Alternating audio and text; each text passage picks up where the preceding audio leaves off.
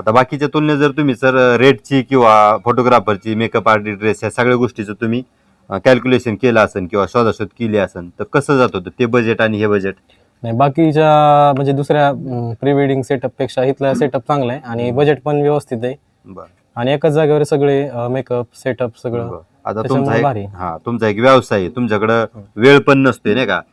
Dress शोधा, makeup वाली शोधा, फोटोग्राफर शोधा आणि लोकेशन शोधा, हे 4 गोष्टी शोधण्यापेक्षा आमच्याकडे असे सेटअप आहे. तुम्हाला कुठून कळलं होतं? हे इंस्टाग्राम वरून काही माहिती मिळाली आणि काही Okay. मित्रांकडून त्याची माहिती मिळाली. बरं, याच्या वेळी तुमच्या मित्रांनी आमच्याकडे काय शूट केलंय? ओके, बरोबर. त्याच्यामुळे तुमचा कन्फर्म झालं की बाबा इकडे आपण इथेच जायचं. करायचं. हा, तर तुम्ही कुठून आले आमच्याकडं आणि किती अंतर पडलं तुम्हाला इथपर्यंत यायला? मी अहिल्यानगरहून आलोय. बर 50 किलोमीटर अंतर आहे. बर. आणि तू कुठून आली ते? मी भिवंडीवरून आले, भिवंडी, मुंबई. मुंबई.